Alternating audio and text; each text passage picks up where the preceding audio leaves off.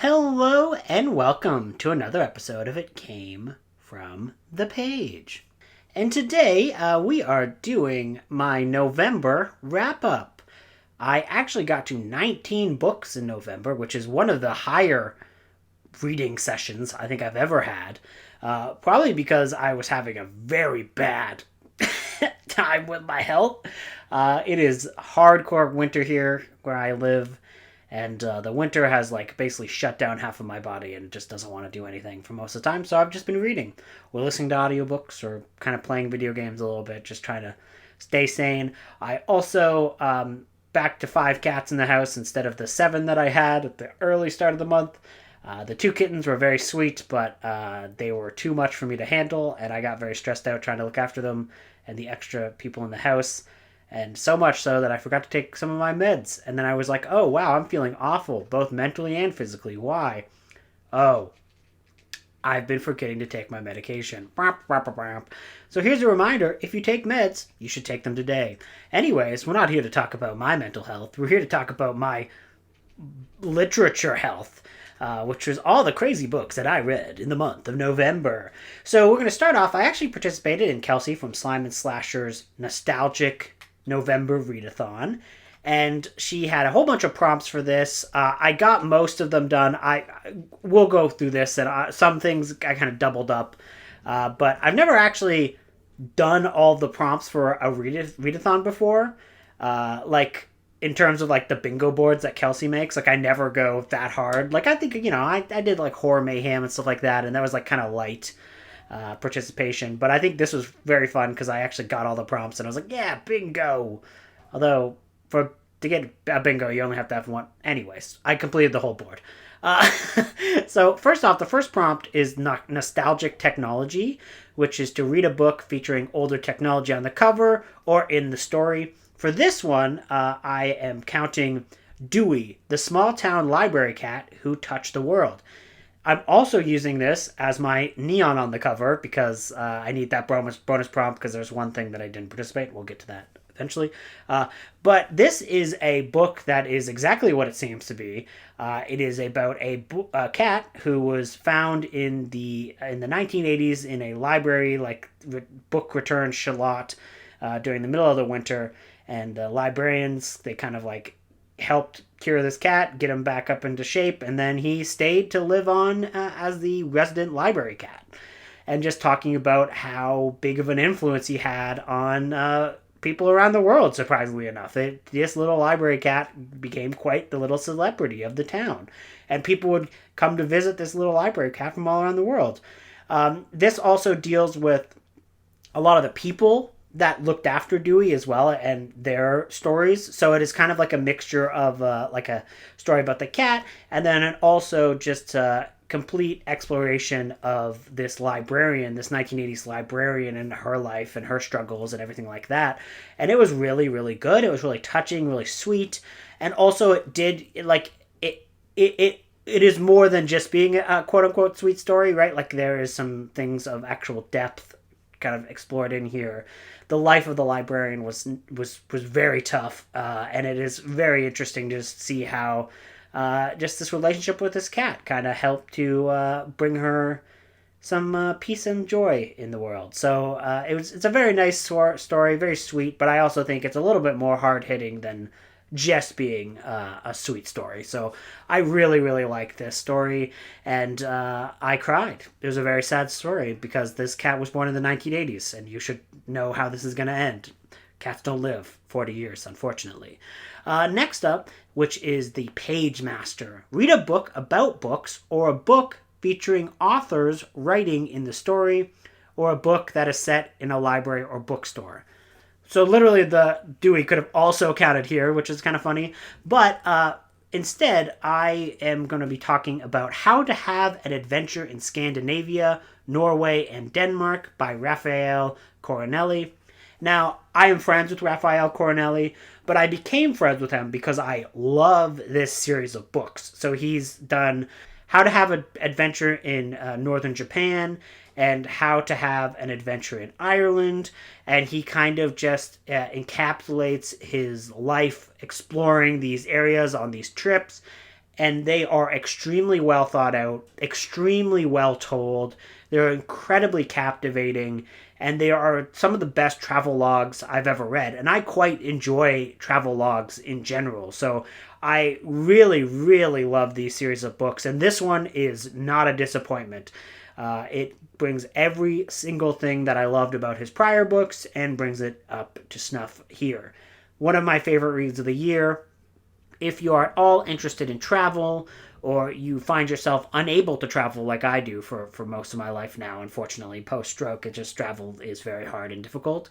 A book like this will kind of help bring you the spirit of a place you've never been, or give you a really useful guide into how to travel in these specific places. And I learned a lot in this book. So highest recommendation for this. And Raphael Cornelli is actually a author himself of fiction as well. He wrote the Daikaiju Yuki series, and I read the first one of those in July, and I really like those books as well. So he writes fiction, and this is a fiction writer writing nonfiction about his explorations in a different country. So I thought that would count. And regardless, I absolutely love this book. Highest recommendations for that. Number 3, Buffy the Vampire Slayer. Read a story or book with a female protagonist, or a book/story written by a female author. So I have actually a few books that I could have slotted in here, right? Because like the Dewey book, again, could have also been here because that was written by a woman, the female librarian who looked after him. There are some Halo books I read that I'll get into later that I could have put in here. But instead, I'm going to go with Claw by Kate Barry. Claw is a creature feature book that is set in Canada, and it's a very Canadian book, which for me already gives it pluses, and it's very fun. This is like pretty long for a creature feature, right? We're talking about 450 pages-ish, and it could kind of feel drawn out. It takes a little bit to get going, but what I think is really nice about this book, and I find myself looking more fondly on it the longer it has been since I've read it, is that it really does create some really interesting and fun characters, and you really feel like you care about the people who are in this adventure. Claw, as far as creature feature, there is some seismic activities, and global warming has unleashed a prehistoric cave bear from the ice, and now it's rampaging through this small little town. And it is, there's some great action sequence in here. Like she really excels at writing a set piece. The language is a little bit more descriptive than and more kind of eloquent than you would see in normal Animal Attacks books. And for some, that's like a turn off. For me, I'm like, I really kind of like the more like kind of flowery and extravagant descriptions like added to these kind of normal everyday scenarios. So yeah, I mean, I got this on Kindle Unlimited, so it was on Kindle Unlimited. I have a trial, so I read it that way. I enjoyed this quite a bit. Plenty of Canadian stuff in here. Just keep in mind, it's a little longer, and it is a little bit more focused on character rather than just being an Animal Attacks extravaganza. So just keep that in mind. But yeah, I do think I would recommend Claw quite a bit.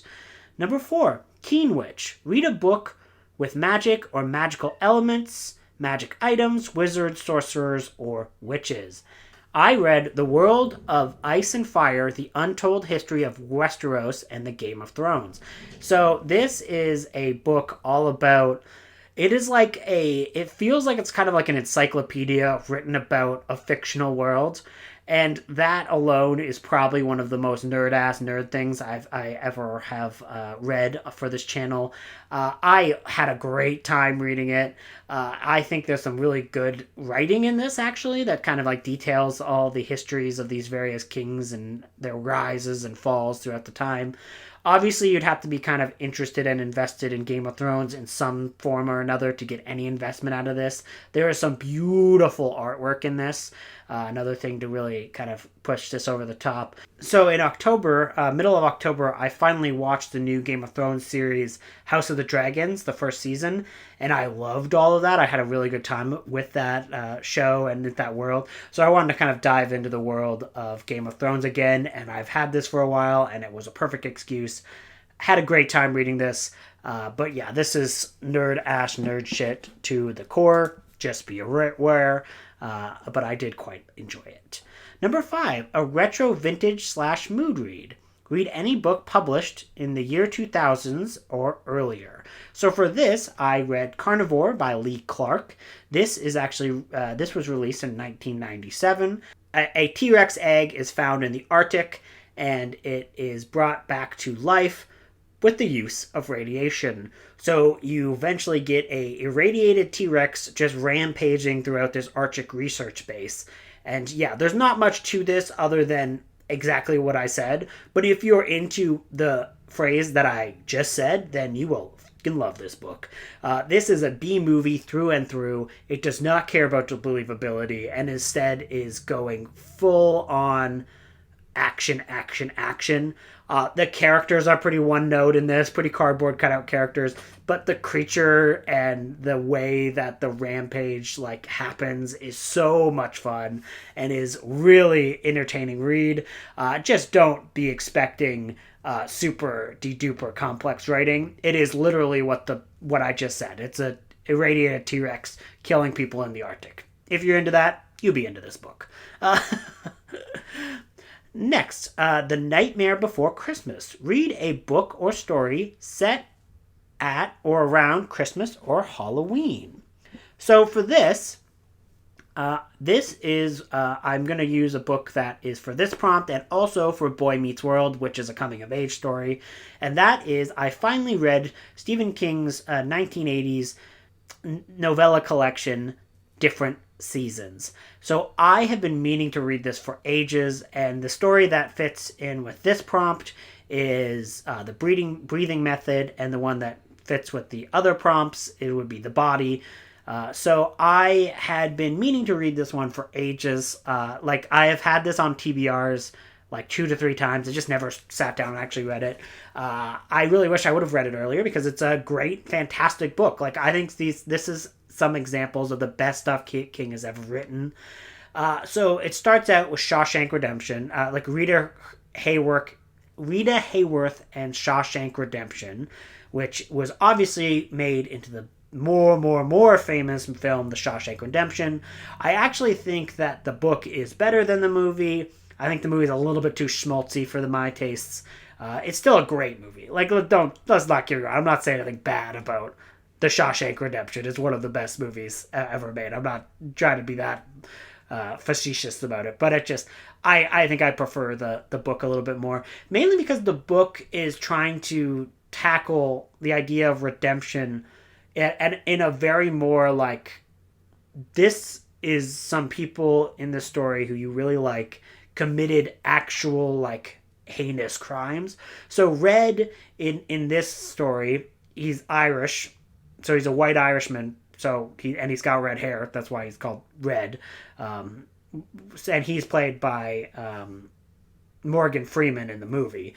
And I thought he was an interesting character because he was someone who did a pretty bad crime. He murdered his wife. And then he's been in prison for most of his adult life.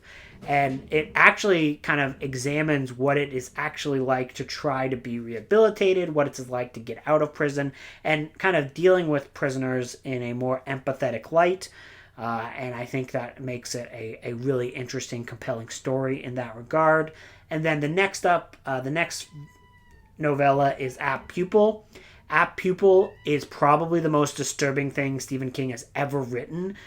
It is basically a story about a kid who finds out that he has an ex-Nazi living in his town, and instead of using that knowledge to out him or do anything like that, he just wants to use it as blackmail so that the old man will relay to him the horrors of World War II, which of course includes the Holocaust. It is extremely harrowing. I think it's really well done, though, and is probably the most disturbing thing I think King has ever written as far as that goes. Crazy stuff in that. I haven't watched the movie, but I don't really want to watch the movie because I don't like Bryan Singer as a person. There's some bad stuff with that man. Bad juju. So I don't know if I want to watch the movie, but regardless, next up is The Body, which was actually made into a movie as well, called Stand By Me, which is the more famous movie. Stand By Me is a great movie. I think Stand By Me and The Body are like pretty neck and neck as far as quality, although I do think the movie is a little bit better because, so the story is about these kids. They go out to find a body. Like, they want to see a dead body. They know where it's at. So they go out on this little adventure as kids. And these four young boys go out to see a dead body in the woods. And that is the story. But like, the story is told by a writer who is very clearly Stephen King. It's a very clearly a very autobiographical story, and it's not fully, but like it is pretty autobiographical. And one of the elements of the story that doesn't work as well on the page is that he at some points he shares some of his early writing that got published, and one of them is like so absolutely horribly written. But the point of it being included in that story is that it's bad written, right? So it's basically, and what's interesting is it's actually a story that King himself wrote and published very early on in his career, and then he puts it into this particular entry, and then then the kid who's dissecting it is basically him dissecting his own work in the past, which makes it a little bit more interesting. It's just the fact that you have to listen to that entire story, and it's just a terrible story, and it kind of derails the novella. But that's really the only negative I would have to say about this. And I think it does serve a purpose because it is being a introspective view at what it's like to grow as a writer, and I think there is some value in that. But yeah, it's a great coming of age story, and I really, really liked it. So I'm glad I read that one. And the final story is The Breathing Method, the one that is the least famous of this collection by far. It is also the shortest one. I love this. It's the story about this old man who gets invited to this old-timey club where they kind of just get together and tell ghost stories and weird tales. And The Breathing Method is one of these tales that gets told, and it just was really well told. The story takes place near Christmas time, and I just absolutely loved The Breathing Method. I thought it was a great story as well. So yeah, that entire collection is just absolutely outstanding. Really glad I finally read that. Fern Gully, read a book featuring nature on the cover or as a setting in the story. And that would be The Rise and Reign of the Mammals, which is a history of mammalian life from its earliest to us. And I really enjoyed this one. I talked about this before in an earlier video, though, so I won't get into it too much here. And the story that I didn't finish, the prompt that I didn't finish, and why I had to replace a book is Toy Story. Read a book/story featuring toys or dolls on the cover. I tried to read Blizzard by Michael C. Norton. I DNF'd this 200 pages in. This has some really bad stuff in it. Very rapey. Very much written by a man who maybe has never ever talked to a woman in his entire life. It's gross. It's disgusting. There's some transphobic shit in here. And then for a while it was fun to read because I wanted to see these characters die. So I was really waiting for the monsters to show up and kill all these people and just be like, yes, thank God. Good for you, monsters. But the monsters show up, and the first thing they do is start raping. So, yeah, fuck that book. I DNF'd it. Terrible, terrible garbage. And we'll be getting rid of it very soon. It just hasn't left my house yet because I finished it in full yesterday. The rest of what I read, so I already did a video on the Aliens books I read. So Alien Steel Egg, Alien Out of the Shadows, Aliens vs. Predators Rift War, and Aliens Vasquez. Already did a video on those. Go back and take a look, and you will find those there. This video is just going to run a bit long, so I won't really get into those, but I did quite enjoy most of those. Next up, I finally read some books set in the Halo universe, which I've kind of been collecting these for a while, but I've never actually picked one of them up. And so I finally kind of started getting into these. I don't think anyone really wants to hear me talk about sci-fi, to be honest with you, but these were really good. I read the Halo Kilo 5 trilogy, so these are 3 books, all written by Karen Travis, and they were amazing. They were really, really good books. They were really all about like the after the war stuff, which I always find the most interesting in any science fiction universe is after the big conflict, and basically like what does it mean to try and get peace, and then kind of examining the crimes against humanity that the humans did in order to achieve said peace. And if they're actually like really rich in terms of morality, these characters are really, really well drawn. I think it's an absolutely crazily good book. The Kilo 5 trilogy, it gets my absolute recommend if you at all interested in Halo books in general. Like they have a lot of richness to them, and I really, really like them.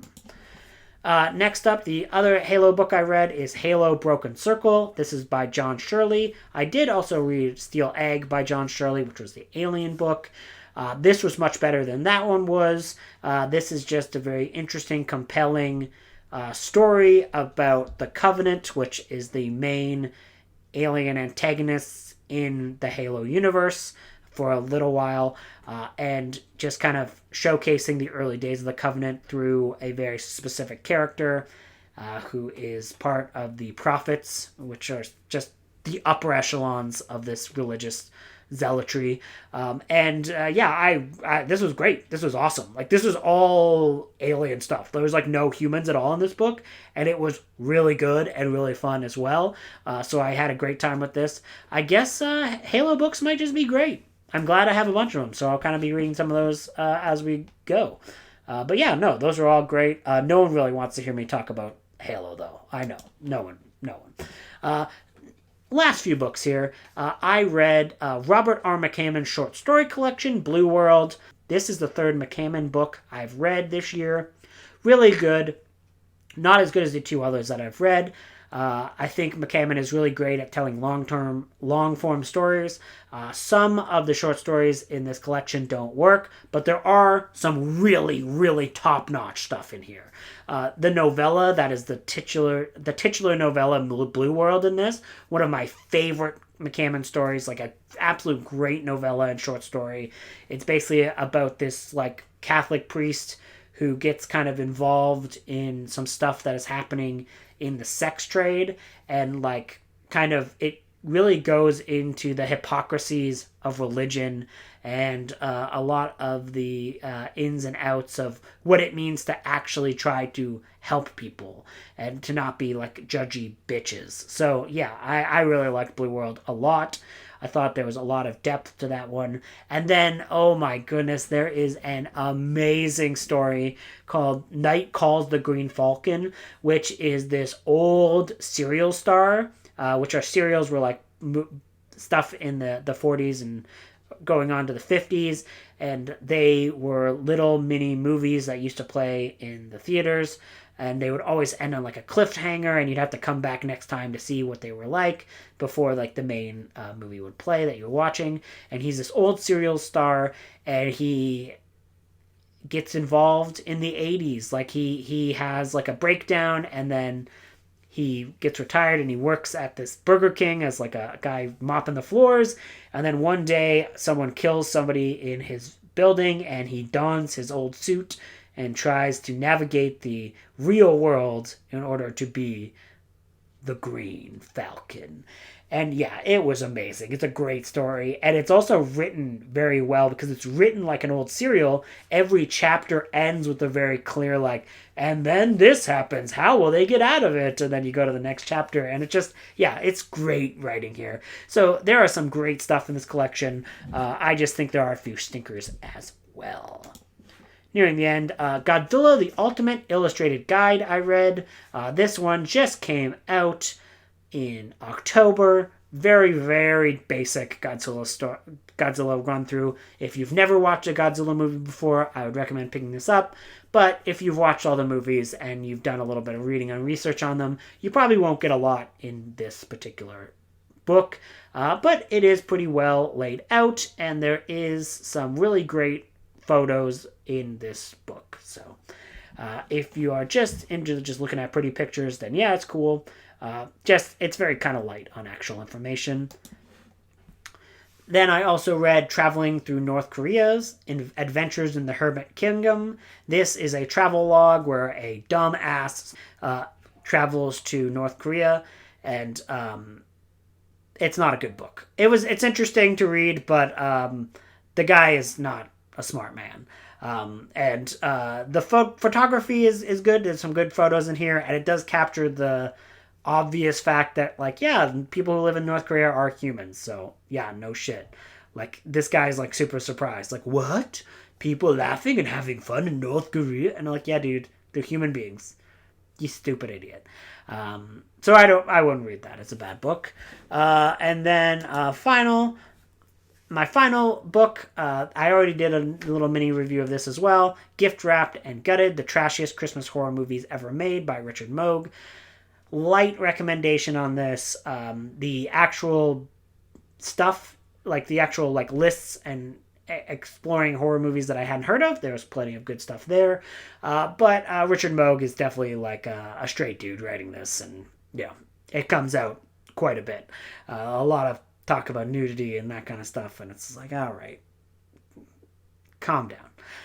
So the writing is a bit amateurish in here, but you know, it's good. It gave good recommendations, and that's the reason why I bought it. So yeah, those are all the books that I read this month. What did you read this month? I hope you guys are having a good day. Goodbye.